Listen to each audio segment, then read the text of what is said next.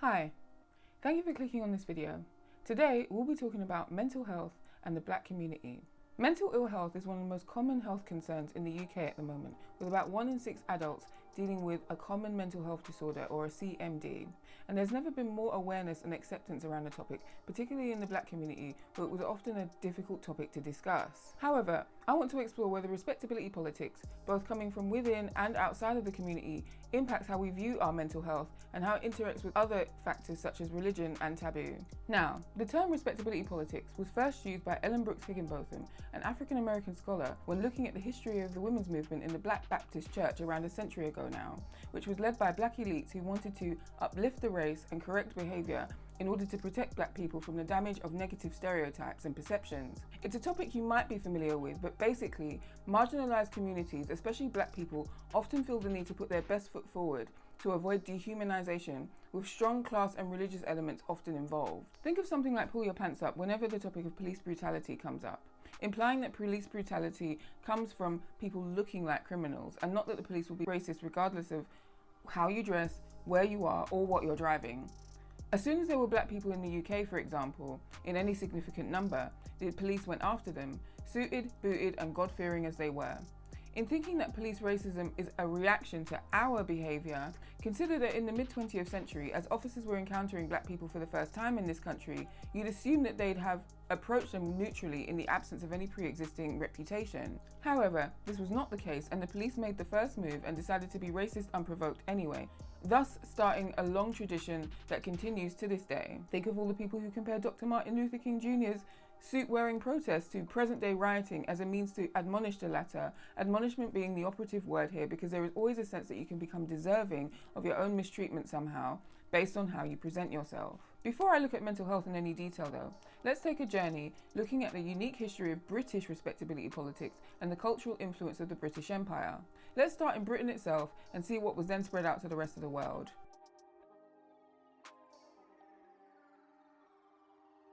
In Britain, prior to the Victorian era, the traditional way was the aristocratic code of honour, which was conquest and military pride, paying debts, honesty and honour towards those in the same class, and defending honour through duelling. This code initially had a stronger hold on the upper classes than Christian morality did, although, to be clear, they did believe themselves to be the morally superior class, at least initially. In fact, the landed gentry saw the spread of morality in society as tied to them and their class interests and economic prosperity. However, the arrival of the 19th century saw the development of the middle class, who placed a great deal of virtue in entrepreneurialism in contrast to the greed of the lazy and debauched aristocrats who did not work for their money, and the poor who did not work hard enough, or else they wouldn't be poor, obviously. Funnily enough, the extreme rich and the extreme poor often shared similar vices with one another that the middle class absolutely condemned. So, the middle class, who were deeply religious, felt it was godly to work, and industry was seen as a means of moral advancement. Another word that could be used for the virtue associated with entrepreneurship is the Protestant work ethic, which I'm sure some of you have heard of. Entrepreneurs also saw themselves as peaceful and loving in comparison to the aristocrat, who loved violence, hunting, dueling, and war. And this era saw the British go from having a global reputation of being bloodthirsty, cruel, and outspoken to one of being reserved, polite, and hypocritical, tendencies that live on to this day. Many dramatic social reforms also happened during this time, including the shift in attitude towards cruelty towards animals and children in that order, and the introduction of Sunday as a mandatory day of rest and prayer. Christian evangelicals initially had more influence on the rich than the poor, with books being a major part of this. Think of religiously motivated abolitionists like Wilberforce as one such example. I actually touched upon the use of literature in my video on the political contributions of Black people. Please check it out. Now, while Puritanism dated back to the 16th century Reformation era, it actually finally established itself among the aristocrats and wealthy during the Victorian times. In this post-French Revolution world, they felt vulnerable and wanted to change their ways and set a good example in society, especially to those poorer than them who outnumbered them, and crucially, to turn them away from French politics. They were shook, basically. As the era progressed, secular evangelicals like the Benthamites, named after Jeremy Bentham, finally cracked the working and lower classes as well, who also went on to adopt their morality and impose Puritan values in their own communities.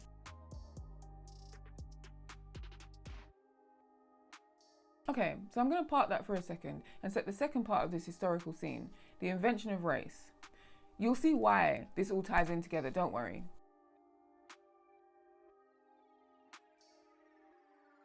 The earliest use of skin colour as a way of formally classifying people was about a century earlier during the so-called Enlightenment era, when in 1735, a Swedish scientist, Carl Linnaeus, introduced taxonomy, the categorization of different groups of living things. In his System of Nature, translated from Latin, he also introduced 4 categories of humans. They were Red American, White European, Brown Asian, which was later changed to Yellow Asian, and Black African. This is where we get calling ourselves black from, where Europeans get calling themselves white, and where the now outdated and offensive term Red Indian also comes from. These racial groups were also meant to be subspecies of humanity and were a departure from the traditional religious view of us all descending from one race, from Adam and Eve. As Linnaeus developed these further, he also described supposedly inherent mental traits for each race and behaviours, which continue to influence stereotypes to this day, including within the medical field. These races were also ranked, with Black Africans placed at the bottom. This racist science was also a massive influence of the subsequent eugenics movement, which gained popularity among Imperial Britain and the rest of Europe's scientific community, especially during the Victorian era. By the 1930s, however, people began to see the holes in eugenicist theory, and by the 1960s, it was no longer an acceptable form of science in the UK, although this is not to say that its influence completely disappeared once this happened. Okay, so it was also during the 19th century that mental health developed as a branch of medicine. Convention in the West has it that among pioneers of modern psychology is Emil Kraepelin, a German psychiatrist who was active during the 19th and turn of the 20th century and is described as the grandfather of the DSM. He was also a eugenicist who subscribed to the idea of social Darwinism, a specific branch of eugenics that Darwin himself had nothing to do with, that basically saw the ability to thrive as being tied to the struggle for existence, and viewed legislation and charity aimed at supporting those who were, quote, failing in the market as not a good idea, because humanity will grow stronger if these so-called unfit people and their genes are allowed to die off on their own. In other words, survival of the fittest. Now, I've got to be clear here that the early beginnings of medicine are murky and hard to look at with a 21st century lens, because all kinds of things were happening at that time, including snatching bodies for autopsies. Without this mad, if unethical dash for knowledge during the 19th century, most of the stuff that Europeans understand about how people work, they wouldn't know. Kraepelin's contributions were revolutionary, but I'm also trying to give you a timeline of how Western psychology developed, and I also needed to give historical context of some of the damaging ideas that still show up in how we as Black people are cared for to this day that people might not even know the origins of.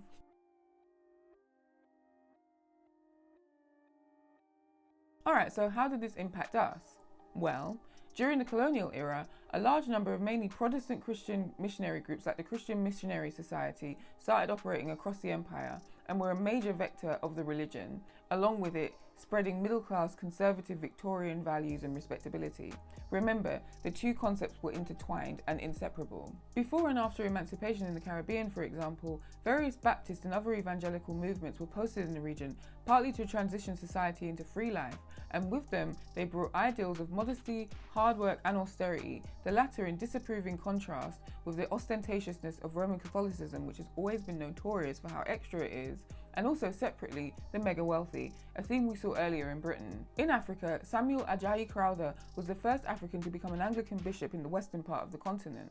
During the Yoruba civil wars, which spanned the entire 19th century and was caused by a number of complicated factors, including the disintegration of the old Oyo Empire, the young Crowther was captured and eventually sold into slavery. However, he was later freed and was able to return, first to Sierra Leone. Here, he took on the name Samuel Crowther and became a Christian, and his translations of the Bible made him a founding figure of Yoruba linguistics. I'm going to link a channel which explains some of the issues with his translations that continue to affect how the language is understood to this day, as they ended up demonizing aspects of Yoruba culture, in some cases literally. For example, the word eshu, serving as an example of respectability as it played out in Africa. By the early 20th century, female missionaries were numerous in Kenya, for example, where they'd have no doubt brought with them the ideals of female respectability and modelled these ideals while preaching and converting the people, a scene seen all over the empire. So how was mental health dealt with across the empire during this time? While the Kraepelins and the Freuds and the Maudsleys were pioneering early modern mental health discipline in Europe, in Africa it developed alongside anthropology, ethnopsychiatry, a pseudoscience. Colonial psychiatrists treated Africans as a monolith with no consideration of their individuality as human beings, and saw them as apparently having innate psychological traits rooted in both biology and culture, which were regarded as pathological and uncivilized. Pre-colonial traditional African methods and healing systems for physical and mental health were effective, but colonizers viewed these systems as dangerous, and not just for health but for society as well. So tailored diagnostic and treatment approaches about a distinct African brain and African mind developed. Now might be a good time for me to remind you of what I said earlier about Linnaeus and his descriptions of inherent supposed racial traits. I'm sure you can see the influence here. Additionally, Christian ideology meant that medical intervention was seen as an act of kindness and salvation. That said, none of this was purely altruistic or medical in nature. It was also used to rule over and monitor Africans. Colonial officials were encouraged to have some anthropology training as part of upholding colonial interests, covering topics like so-called primitive law and the race question. Colonial hospitals were constructed to this end and were just as much a means of control as a means of care, springing up throughout the empire and replacing traditional approaches to mental health, such as the pre-invasion indigenous Taino approach in Jamaica, which did not confine the mentally ill, but rather left them to live their lives freely while leaving bundles of medicated food around the place for them to claim in their own time, something that the Spanish recognized as effective but put down to witchcraft instead. Western-style asylums were also not just humanitarian in nature, but were there to maintain close control of territory. In British Nigeria, for example, there were press descriptions of mad Africans or vagrants roaming the streets, which were used as a way of highlighting the need to take pity on, quote, deranged Africans. They also called for the need to establish social order, and at this time, prisons and asylums were functionally the same. So, to avoid threats to the colonial status quo, governments implemented legislation to control so-called lunatics. In pre-independence Kenya, for example, villagization and home hygiene policies were implemented to suppress political rebellions, such as the Mau Mau uprising in the 1950s, upholding the status quo by dressing it up as welfare. Hospitals had power in criminal proceedings against political dissenters and those who were part of social movements. Mental health practice in Africa at this time developed closely with civilizing missions and attempted to prove that Africans were scientifically different, in opposition to the idea of equality and framing Africans as pre-literate, meaning it would apparently take a long time for them to be eligible for equality as human beings. Britain was not the only colonial power to be like this, by the way. They were all like this. With all of this, much of the African elite eventually internalized these ideas of inherent primitivity and Western superiority and thusly assimilated with it. What is the legacy of all of this nowadays? Well, I'm not going to go into how it impacted politics or anything like that because this is not what this video is about. However, as far as mental health is concerned, unfortunately, any type of disability often means getting ostracized from society. For example, in Africa, the World Health Organization in 2012 estimated that more than half of the working age disabled population in the continent are unemployed, and most survive by begging, but attitudes do vary depending on culture. In Ghana, for example, mental health tends to be stigmatized. During the colonial era, mentally ill people were imprisoned until legislation in 1888 led to the establishment of one asylum in Accra. This asylum did not get a psychiatrist until 1926. Since then, 2 more mental health facilities and some regional units have been built to serve a population of around 32 million people. The Accra hospital struggles with overcrowding and there is a lack of political investment in mental health care. Healers such as Akomfo, Muslim imams and Christian faith healers provide traditional knowledge in medicine, and they work in conjunction with the government as they are often more accessible to the majority of the population than the handful of mental health facilities I just listed. But because of a lack of regulation, care is inconsistent and there is often abuse, unfortunately. Mental health is also a taboo and it attracts shame. Even the mere mention of mental health can be seen as inviting the condition, and so various other causes are attributed instead, including demon possession.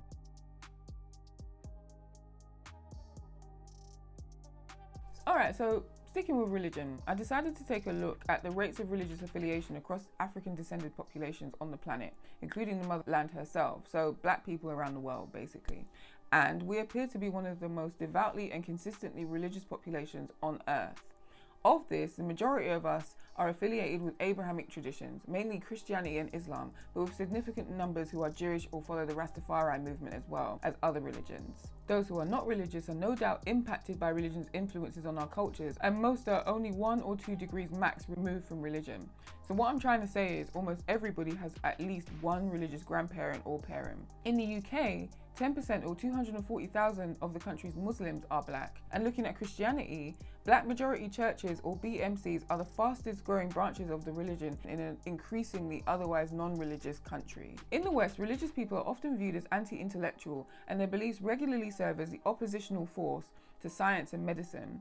As far as mental health services in the UK go, religion gets linked to black people being described as hard to reach, which is a loaded term full of many different themes that go unexplored in such a phrase. I'm not really defending religion per se. I'm telling you this because I think it's an underrated issue in how black people's needs and approach to religion and mental health is used to infantilize and make us seem a lot more passive than we are, a lot more impenetrable as a group than we are.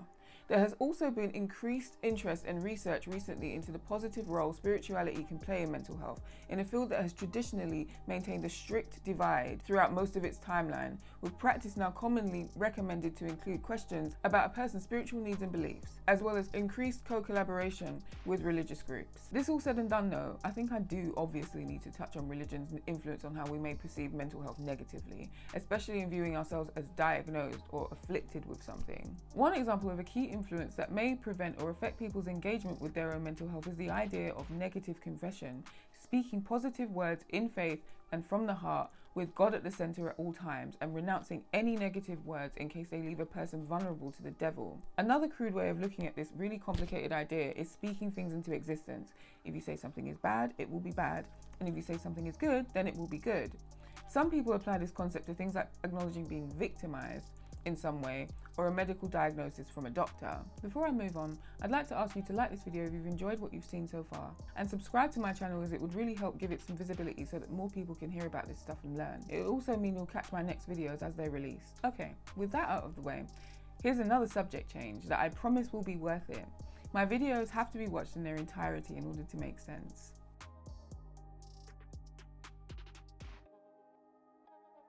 Post-racialism can be described as the denial of racism's enduring relevance in society. It claims things have risen above race divisions and sees them as a relic of the past. Although it says this, it also functions to maintain the status quo of white middle-class norms. When looking at the black middle class in the UK, although the majority do stand firm in believing that racism remains a problem, some who see themselves as socially aspirational feel that their success is proof not only of race not mattering in a person's chances at life, but that any failure is down to the individual for not, for example, speaking the right way or other personal attributes. They believe that we live in a colourblind meritocracy. That is, you are directly rewarded for your efforts and lacking if you make no effort. From Ali Megji and Rima Sayani's 2015-16 study looking at race dynamics in middle and upper class spaces, which included 15 self-identified African and Caribbean people, this was referred to as race-neutral universalism, which works with neoliberal individualistic takes on inequality and does not see problems as structural or societal. Basically, the onus is placed on the individual to reflect on how they brought racism on themselves. Educational inequalities are explained as black students being unacademic. Housing segregation is justified by people wanting to be with people like themselves, and racial imbalances in the criminal justice system are explained with an inherent black criminality. Despite all this, however, actual statistics show that black people pay the price across all social strata for their blackness, especially with things like pay and opportunities when compared to similarly qualified and experienced non-black counterparts. Alright, so to be clear, before I continue, I'm not trying to frame anybody as having some kind of wool pulled over their eyes, but rather, these participants in this group tended to be less or never affected by racial barriers and projected this lack onto everybody else, who in their eyes must be exaggerating and bringing things on themselves. However, some were self-conscious about race enough to highlight it as something that they had in common with the interviewer in noticing their shared blackness, often as a launching point of a point that they were about to make, so they weren't really that colourblind, were they? They also tended to draw a line in the sand with their parents' generation's historic experiences with racism and felt that it was therefore a relic of the past. Some did concede that their social standing shielded them from racism because they felt it was associated with poor people.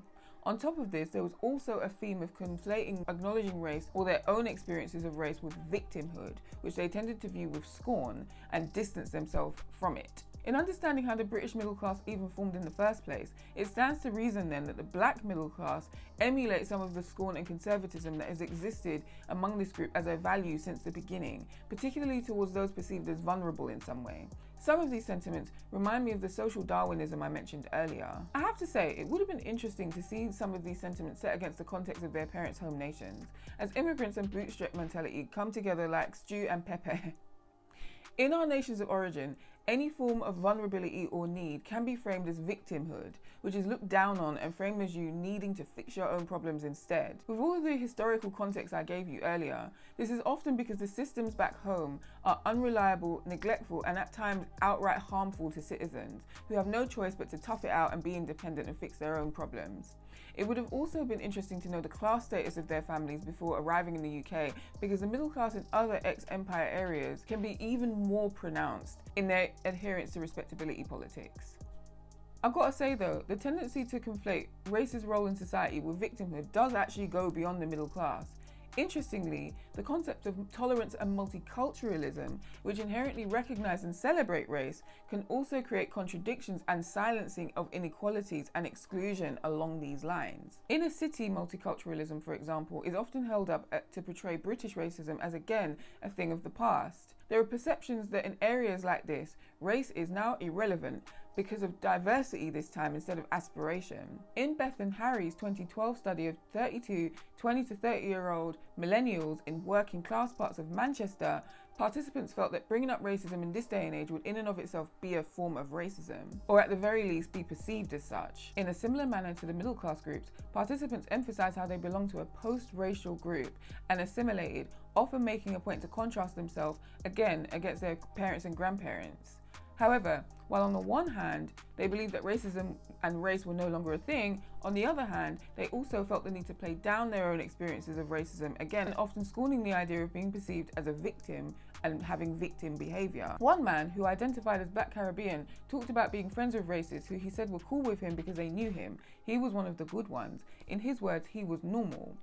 He displayed tendencies that marginalised groups often have in trying to escape marginalisation by avoiding resembling the real thing and instead to pass as neutral. This is a form of respectability politics. Remember what I said earlier about it being a protective measure against mistreatment for Black people, especially when framing a right way and a wrong way to present yourself to people in order to avoid them bothering you. Another participant, a woman racialised as Black, had reasons for refusing to associate with the label. She also had racist friends and viewed this as a sign of her own responsibilities to be open towards racists, without that same expectation from racists to return the favour. She felt that racists were simply confused and took responsibility to avoid what she described as closed-mindedness about their dislike of non-white people. Respectability and distancing yourself from victimhood or weakness often work in conjunction with one another. Before I finish this bit, I also want to muse on the idea of linked fate.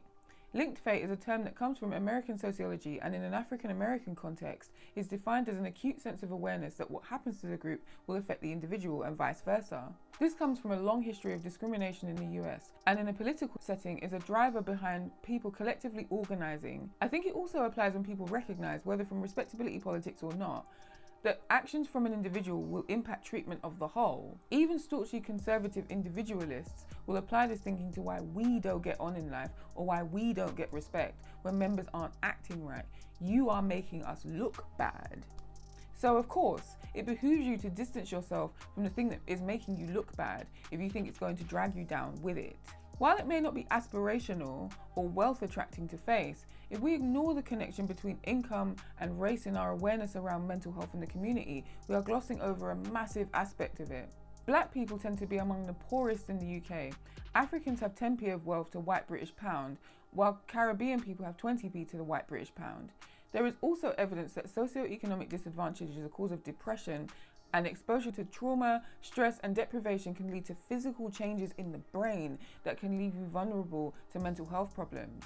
During 2020 to 2021, 23% of London's rough sleepers were Black, compared to being only about 13 to 14% of the total population in the city. People are 50% more likely to have spent more than a year sleeping rough if they are also experiencing poor mental health. However, acknowledging any of this can invite criticism from within the community around, you guessed it, victimhood and being unwilling to do the hard work, or being lazy and passive instead of being proactive and strong. This all said and done, people in the lowest socioeconomic groups have worse health than people in the higher socioeconomic groups. There is a wealth of evidence that points to the impact of financial hardship on mental health, and to flip it, the disabling impact that poor mental health can have on the ability to earn money. If we're going to frame every discussion about the rampant problem of poverty and economic inequality in our community as giving into weakness or not trying hard enough, then we are not going to get very far in our discussions of mental health, especially as, like I said before, no matter what rung of the class ladder you are on, you are probably earning less than your equally qualified non-black counterparts anyway. As an aside, the whole victim and excuses thing comes up even when all you're trying to do is get to the bottom of something. Like, are we not even supposed to be curious about anything without someone coming with their hard face telling you to stop crying? Fam! Anyway, let me keep going. Some feel that talking about mental health itself is also giving into weakness, never mind talking about poverty or racism or anything like that. I've already talked about negative confession as being a religious version of this, but there are plenty of non-religious ways to go about this as well. A lot of it ultimately stems from a distrust of the system, a fear of the very real tendency for us to be over-medicated while not offering enough therapy, to misdiagnose us, and then to mistreat or brutalize us when we are in the system, which can be traced all the way back to the racist science that developed centuries ago that described us as less human and less able to be harmed physically or mentally. Racism can in and of itself be a cause of poor mental health. There is a concept of racial trauma which the American Psychological Association describes as a form of race-based stress, reactions by Black, Asian and Indigenous people to dangerous events and real or perceived experiences of racial discrimination. Such experiences may include threats of harm and injury, humiliating and shaming events, and witnessing racial discrimination towards other people of colour. It differs from PTSD because although similar, it's unique in that it involves ongoing stress and shared instances due to exposure and re-exposure of race-based stress, due to having no opportunity to recover from the last time it happened before. Every personal or vicarious incident adds to the chronic stress and intensifies symptoms of trauma. One of the earliest recorded instances of acknowledged racial trauma, albeit not under this term, was when in 1785, an enslaved 19-year-old boy in Jamaica was recognized as fearful towards his masters when it was revealed that he had committed perjury during the master's divorce trial.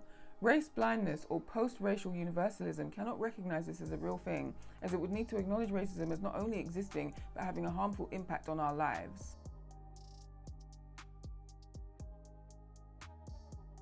Okay, I've talked about some of the cultural aspects that interact with respectability politics, but what are some others? Generally, I think that people would agree that culturally we're a pretty prideful and private bunch. In Caribbean households, for example, children are raised to know that your family's business stays in the home. Discussing personal or domestic issues with a stranger like a therapist can therefore be off limits, partly because you don't want to look bad. Families can also deny that there's even a problem in the first place because the attitude is that everything can be dealt with indoors. On the topic of dealing with things privately, one of the most sensitive topics for anyone, Black people in particular, is the topic of parenthood.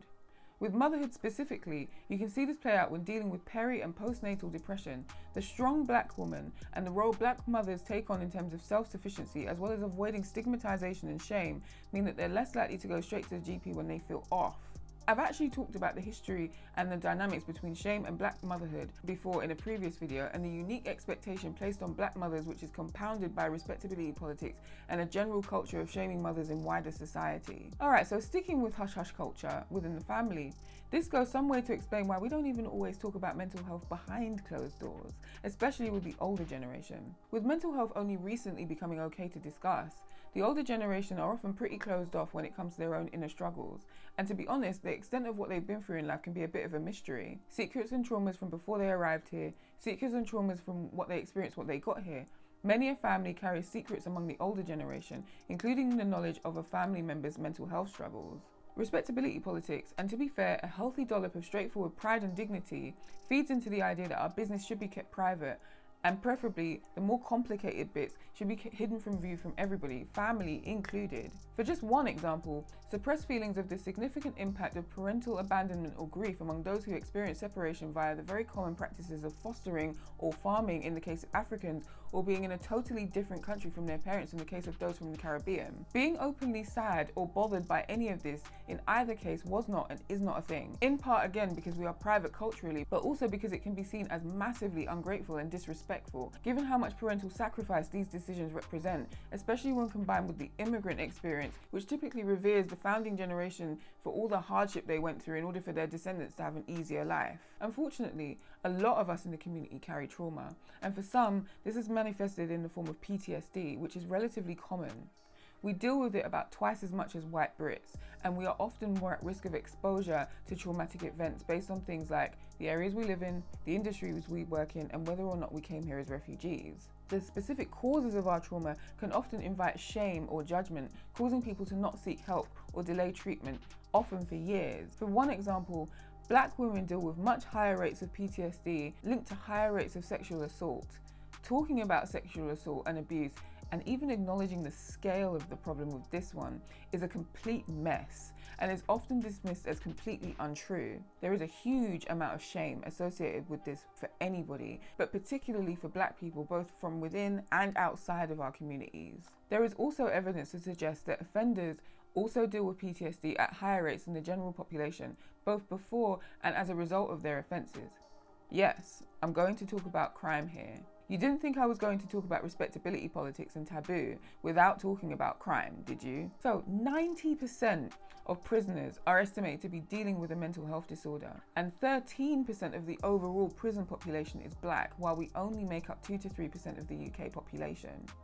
However, CCGs tend to not prioritise provision for people leaving prison, custody, or those on probation. Those working in the criminal justice system have varying access to mental health training, and in prisons, mental health training and care is generally lacking. As far as youth offending goes, children from racialised minorities are less likely than their white counterparts to access traditional mental health provisions, but are twice as likely to access mental health support via court orders, via either the social care system or the criminal justice system. In 2020, 32% of the child prison population were Black.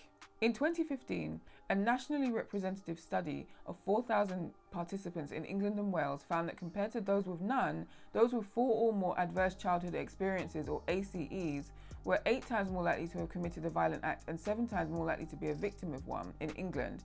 This is worse in Wales, 15 times and 14 times respectively. This of course affects adult offending behaviours as well, with studies showing that adults who offended were much more likely to have gone through ACEs than everybody else. Yet mental health provisions for children remain lacking, meaning that support and prevention is also lacking. Criminalisation by association, i.e. just being Black, means that the idea of community throwing their support behind this type of thing is complicated in practice when you're almost pushed into a space of respectability politics and having to distance yourself and your kids from being conflated with crime, especially when you're dealing with the same day-to-day incivilities as they are, living in the same area which you might even be trying to escape from because of said incivilities. Empathy towards offenders, especially young offenders, is sensitive when your loved ones could come in harm's way via either being victims of crime or victims of profiling, and both are causes of trauma in and of themselves. Proximity breeds contempt. Sticking with child mental health here, 13% of all 5 to 19-year-olds in the UK had a mental disorder in 2017. Black children and young people were less likely than their white counterparts to be diagnosed, and children and young people living in the lowest income households were twice as likely to be diagnosed with a mental health disorder than those in the highest income households. Remember what I said about 10p and 20p of wealth earlier? Well, on top of that cheerful statistic, 50% of Black kids are growing up in poverty as well. A recently leaked NHS report revealed that despite only being 11% of the child population, Black and mixed race children accounted for 36% of young people detained in the highest level facilities. Black children also access CAMS at a very low rate of 5%. So that thing I said earlier about low diagnosis, that's not a good thing. There are also whole categories and types of mental illnesses that we shy away from discussing. As far as severe mental illnesses, or SMIs, are concerned, which may be the ones that come to mind for people who don't know that much about mental health and think of them as stereotypical, Black men were more likely than other ethnicities to experience SMIs such as schizophrenia. According to the World Health Organization, psychotic disorders like schizophrenia are among the most challenging and debilitating conditions in terms of its effect on family, and is exceeded only by dementia and quadriplegia, which is paralysis in all 4 limbs as well as the torso. In an NHS group, the majority of participants with psychotic disorder were recipients of ESA benefits, which indicates how disabling conditions often are. People with an SMI often experience high levels of stigmatization and discrimination compared with other types of mental illness, and media depictions often show them as dangerous, violent, and unpredictable, despite the fact that those dealing with these conditions are far more likely to harm themselves or be victims of harm than to harm others. Media is also somewhat reflective of attitudes in real life, with Black people dealing with SMIs far more likely to be physically restrained than other races when receiving mental health care. Within the black community, there's kind of a strange attitude towards drug use. It's hard to describe. For example, according to statistics, black people are the most likely to have taken illicit drugs in the past year, although this is represented overwhelmingly with cannabis. Black people are also the most likely to have consumed on a daily basis. We are aware of this and use it almost as a position of superiority over those who do hard drugs, which are often stereotyped as white. That said, on the extreme other end, there can also be very pronounced aversions to cannabis use as well, and for some, it may as well be hard drugs. People dependent on cannabis, that is, those who use it daily, were less likely than those with other drug dependencies to be receiving mental health treatment, but were more likely than those who had no drug use at all. Cannabis users were also far less likely to be taking medication for mental health than anyone else. Self-medicating, perhaps? My words. I couldn't find that much data on Class A drug use and black people, to be honest, but I know that some of the perceptions around it come from memories of the 80s and 90s in British inner cities, as well as depictions of it in media, particularly coming from the States. There isn't a lot of sympathy extended to people with hard drug dependencies, to be honest. Finally, but very importantly and kind of inevitable when talking about mental health taboos, there are concerns around increases in suicide, which is an extreme mental health taboo, possibly the ultimate in many cultures. There is currently no data in terms of ethnicity and suicide, but in response to demands, the ONS announced that in 2021, it will do an analysis to look into just that.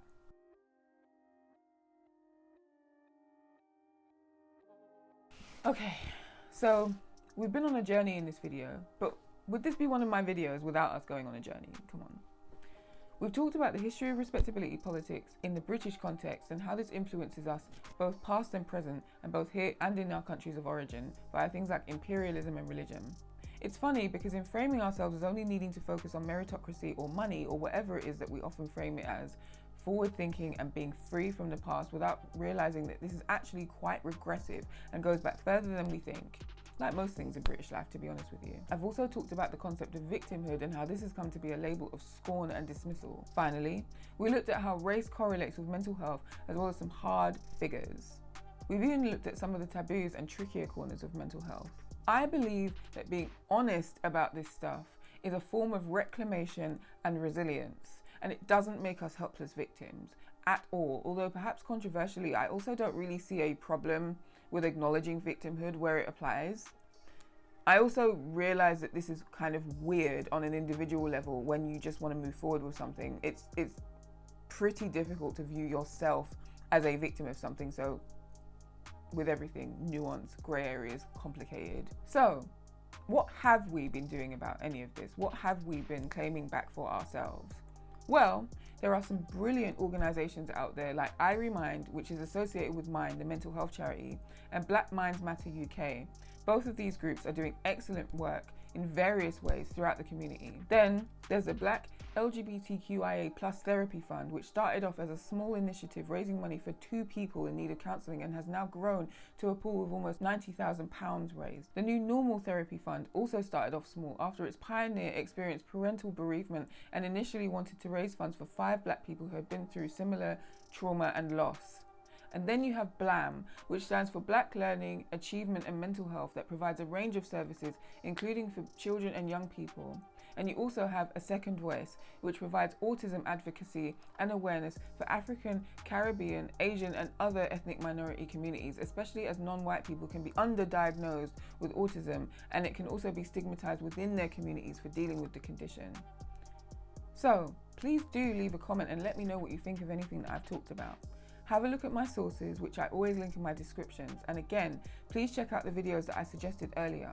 I think I'm going to end this video here, but take care and thank you so much for watching.